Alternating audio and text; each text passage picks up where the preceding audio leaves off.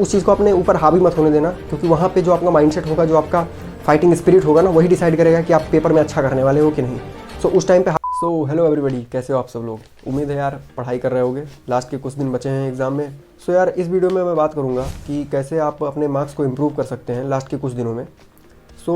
अभी आपने पढ़ाई की होगी, अच्छे से पढ़ाई की होगी, आप कॉन्फिडेंट होगे। इस टाइम पे हम बात करेंगे कि कैसे आप अपने मार्क्स को इम्प्रूव कर सकते हो। जो टिप्स और ट्रिक्स मैं आपको आज इस वीडियो में बताने वाला हूँ, उसको अगर आप फॉलो करते हो तो आप डेफिनेटली अपने मार्क्स इम्प्रूव कर सकते हो। शुरू करते हैं। सबसे पहला काम आपको ये करना है कि जैसे आपने प्री बोर्ड का एग्ज़ाम दिया होगा, तो वहाँ उस टाइम पे आपको पता होगा कि कौन से टॉपिक्स आपसे पेपर में नहीं हो पाए थे, या आप लैग कर रहे थे उस टॉपिक्स में। तो पहले उन वीक एरियाज़ को आप पता कीजिए अपने जो प्रीवियस ईयर क्वेश्चंस हैं या अपने जो सैम्पल पेपर सॉल्व किए होंगे उससे। तो उन टॉपिक्स को आप उनका एक लिस्ट बना लीजिए और उनको आप पहले क्लियर कर लीजिए, क्योंकि अगर वो टॉपिक्स अगर बोर्ड के एग्ज़ाम में आते हैं, तो अगर आप वहाँ पे गलती करते हो तो आप बहुत ज़्यादा लॉस हो जाएगा आपका। इसलिए पहला काम ये कीजिए कि प्री बोर्ड के जितने भी क्वेश्चंस हों, पहले तो PYQ जो भी हों और प्री बोर्ड के जो भी क्वेश्चंस हों वो पहले आप सॉल्व कीजिए। उसके बाद उनमें से जो वीक टॉपिक्स हैं, वीक एरियाज़ हैं, उनको आप निकालिए और उनको अच्छे से पढ़ाई कीजिए। अगर आपको वो चीज़ टॉपिक्स नहीं समझ में आ रहे हैं तो आप यूट्यूब पे भी देख सकते हैं, उनके बहुत सारे लेक्चर्स और ट्यूटोरियल्स अवेलेबल रहते हैं। ये चीज़ आप सबसे पहले कीजिए, क्योंकि अगर आपने ये चीज़ नहीं किया और वही गलती आपने वहाँ पे कर दी तो आपका लॉस हो जाएगा। इसलिए आपको ये चीज़ ध्यान रखनी है।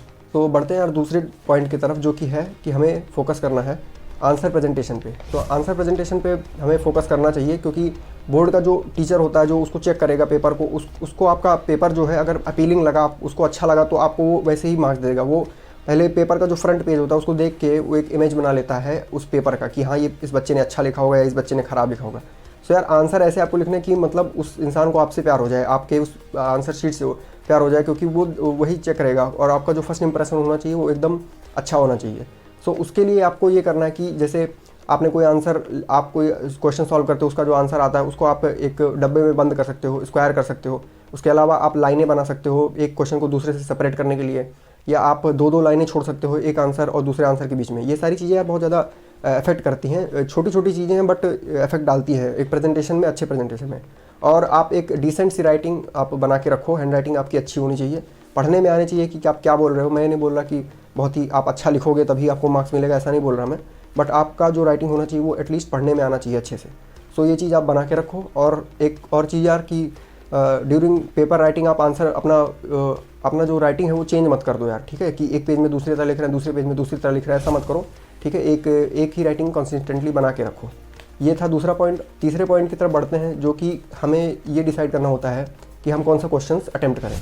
अब सबसे पहले आपको पेपर मिलता है, उसके लिए 15 मिनट आपको दे दिया जाता है शुरुआत में ही पेपर पढ़ने के लिए। जब आप पेपर पढ़ रहे होते हो उसी टाइम आप ये चीज़ डिसाइड कर लो कि मुझे कौन से क्वेश्चंस अटेम्प्ट करने हैं।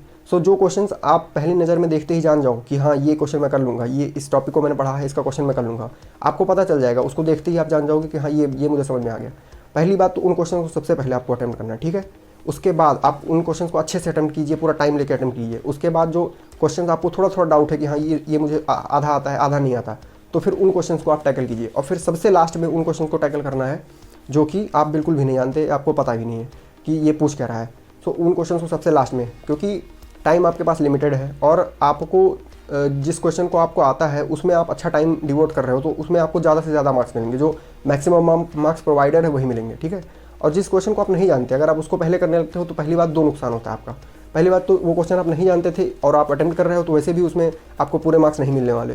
दूसरा चीज़, उसके वजह से जो आपका टाइम वेस्ट होता है और उसके वजह से जो आपको उसमें नुकसान होता है, जो आप क्वेश्चन जानते थे उसको भी आप सही टाइम पे नहीं कर पाते हो, तो ये आपका डबल नुकसान होता है इस तरह गलती करने से। तो पहला काम ये करो कि जो क्वेश्चन आपको आते हैं पहले आप उन्हीं को अटेम्प्ट करिए, पूरा टाइम लेके अच्छे से अटेम्प्ट कीजिए। इस चीज़ पे यार खास ख्याल रखना है। बढ़ते हैं यार नेक्स्ट पॉइंट की तरफ, जो कि है टाइम मैनेजमेंट।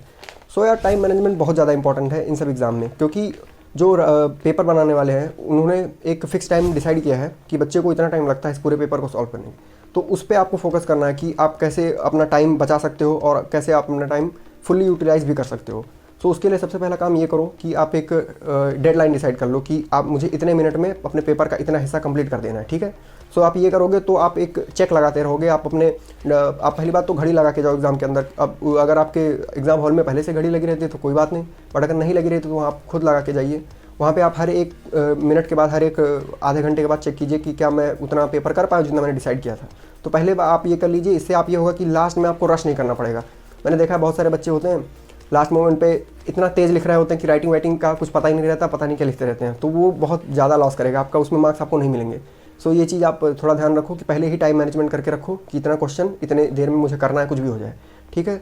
तो ये चीज़ आप कर सकते हो। जो क्वेश्चंस आप जैसे ज़्यादा मार्क्स के हैं तो उनको आप कम से कम 2 से 3 पेजेस में या 2 से 3 पैराग्राफ्स में लिखने की कोशिश करो, ठीक है। और ऐसा भी मत कर देना यार कि कम मार्क्स का क्वेश्चन है उसको भरे जा रहे हैं, लिखे जा रहे हैं, मतलब आता है तो कुछ भी लिख रहे हैं, ऐसा मत करना, क्योंकि मार्क्स आपको उतने ही मिलेंगे जितना अलॉटेड है, ठीक है।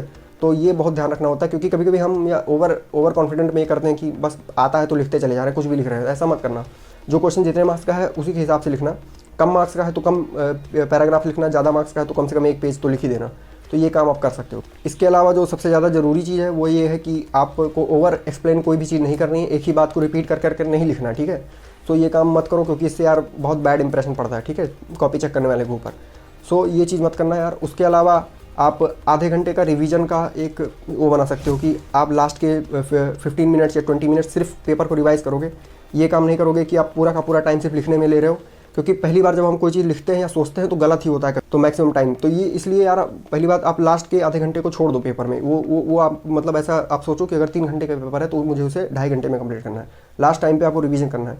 आप अपना कम से कम 10 मार्क्स, मैं लिटरली बता रहा हूँ, मैंने ये चीज़ खुद की है, कम से कम आप 10 मार्क्स अपना इंक्रीज़ कर रहे होते हो जब आप लास्ट मोमेंट पे आप पेपर चेक कर रहे होते।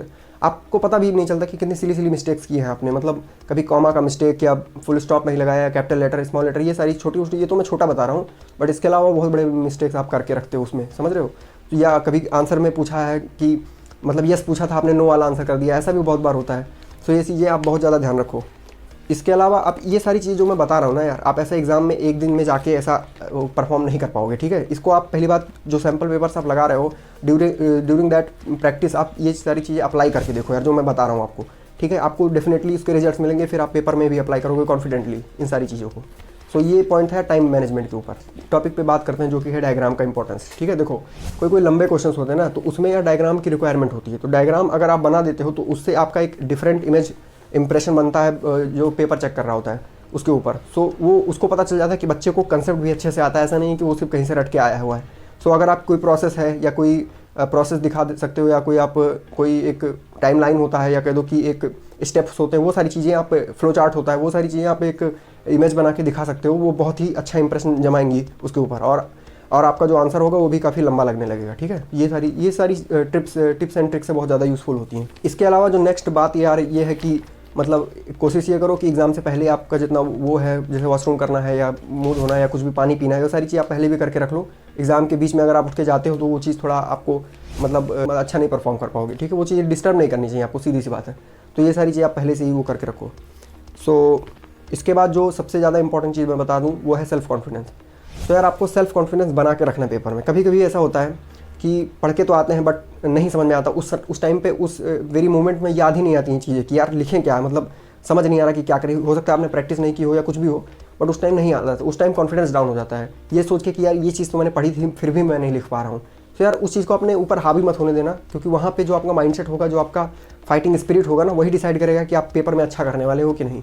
सो उस टाइम पे हार मत मानना यार, उस टाइम पे उस क्वेश्चन को कुछ देर के लिए लीव कर देना, छोड़ देना, ठीक है। जैसे ही आप उस क्वेश्चन को छोड़ोगे, आपका दिमाग बैक ऑफ द माइंड वो चीज़ कैलकुलेट करता रहता है, ठीक है। ये चीज़ आप पता नहीं आपको समझ में आती है कि नहीं, बट वो चीज़ back of the mind calculate होती रहती है। तो इसलिए इसका टेंशन मत लो कि मुझे ये चीज़ अभी क्यों नहीं आ रही है, उसको कुछ देर के लिए छोड़ दो, उसमें टाइम वेस्ट मत करो, और बाकी क्वेश्चंस को लगाते रहो। बस लास्ट में जब आपके पास टाइम बचेगा, उस पर जब आप जंप करोगे ना, 99% केसेस में वो क्वेश्चन लग जाएगा आपसे, ठीक है। ये मैं प्रैक्टिकली बता रहा हूँ, मैंने ये चीज़ करके देखी है, और एक ही पेपर में 2 से 3 सवालों को मैंने ऐसे करके देखा है कि लास्ट मोमेंट पे मतलब मैं अगर ट्राई कर रहा हूँ तो हो जा रहा है, ठीक है। तो ये चीज़ आप करके देखो। इसके अलावा आप मतलब जैसे छोटी छोटी चीज़ें होती हैं, जैसे वॉच लगा के जाना, या कह दो पानी का बॉटल लेकर जाना, बिस्किट लेकर जाना, अगर आपको अचानक से भूख लग जाए वहाँ पे। और ये चीज़ भी ध्यान रखो कि एग्ज़ाम से तुरंत पहले बहुत ज़्यादा कुछ खा के मत जाना, ठीक है। वहाँ पे पता लगे आपको नींद आ रही है, आप लिखने के बजाय सो रहे हो वहाँ पे, ये चीज़ भी होती है, ठीक है। तो आप हल्का खाना खाइए और उसके बाद एग्ज़ाम देने जाइए, ठीक है। और साथ में आप कुछ भी रख सकते हो खाने के लिए, अगर आपको अचानक से भूख लगती है तो वो सारी चीज़ें कोई मना नहीं करता यार, वो नॉर्मल चीज़ है। सो यार अभी कुछ पॉइंट्स हैं जिनके बारे में मैं डिस्कस करना चाहूँगा, जैसे कि आप पूरा एक जैसे पेपर का जो लेआउट होता है और कैसे आपको पेपर में लिखना है चीज़ों को। तो देखो यार, आंसर एक लिखो, उसके बाद दो तीन लाइन छोड़ सकते हो आप, उसके बाद दूसरा आंसर लिख सकते हो। ये सारी चीज़ें पेपर को सुंदर बनाती है, देखने में अच्छा बनाती है, वो सारी चीज़ें बहुत ज़्यादा इंपॉर्टेंट है। इसके अलावा आप एक मेंटेन करो स्पीड को अपने, ऐसा नहीं कि शुरुआत में बहुत धीरे धीरे आराम आराम से लिख रहे हैं, लास्ट में जाके पूरा एकदम लिखते चले जा रहे हैं, एकदम रश कर रहे हैं। ऐसा मत करो यार, उससे बेकार हो जाएगा आपका। पहले ही आप एक डिसेंट स्पीड बना के रखो कि इतनी तेज़ लिखूंगा तो पेपर खत्म हो जाएगा, ठीक है, इतनी तेज़ मैं लिखूंगा तो पेपर अच्छे से मैं कर लूँगा विद इन टाइम, ठीक है। एक होता है अंदर से फील आती है कि हाँ इतना इतना स्पीड से लिखना ठीक रहेगा, क्योंकि अभी आपको आंसर आ रहा है तो आप बहुत लिख रहे हो, जब लास्ट में नहीं आएगा तब पता नहीं क्या क्या लिखते रहोगे, वो चीज़ आपको बंद करनी पड़ेगी। सो इतना ही था यार इस वीडियो में, और इसमें मैंने आपको बताया कि कैसे आप जो जो टिप्स मैंने बताए हैं, अगर वो प्रैक्टिकल टिप्स हैं जो कि मैंने अपने ऊपर अपने टाइम पे फॉलो किए थे, और वो मैं मुझे मतलब मेरे सीनियर ने, मेरे टीचर ने बताए थे, वो चीज़ फॉलो किया मैंने और मुझे अच्छा रिजल्ट मिला। क्योंकि ये सारी चीज़ें बहुत ज़्यादा मैटर करती हैं, क्योंकि आपने बहुत अच्छी से पढ़ाई की है और लास्ट मोमेंट पे जाके आप चीज़ों को ख़राब कर देते हो या आपसे नहीं हो पाती हैं, तो वहाँ पे बहुत ज़्यादा दुख होता है। और उसका कोई वो नहीं है यार, सोल्यूशन नहीं है, उसका एक ही सोल्यूशन है कि आप जब प्रैक्टिस कर रहे हो और पेपर जब दे रहे हो, सैम्पल पेपर जब सॉल्व कर रहे हो, आप अच्छे से उस चीज़ को अपने अंदर आदत बना लो उस चीज़ की कि हाँ मुझे ये सारी चीज़ पहले से करनी है, तभी वो चीज़ लास्ट एग्जाम में भी हो पाएंगी, ठीक है। तो इन चीज़ों का ध्यान रखो यार, अपने मार्क्स इंप्रूव करो इन सारे टिप्स को फॉलो करके, ठीक है। और हमें भी फॉलो करो, सब्सक्राइब कर सकते हो, और इसी तरह के वीडियोस आपको अगर कोई और वीडियो चाहिए, किसी और टॉपिक पे चाहिए, आप कमेंट करके बताओ यार। So all the very best और लगे रहो।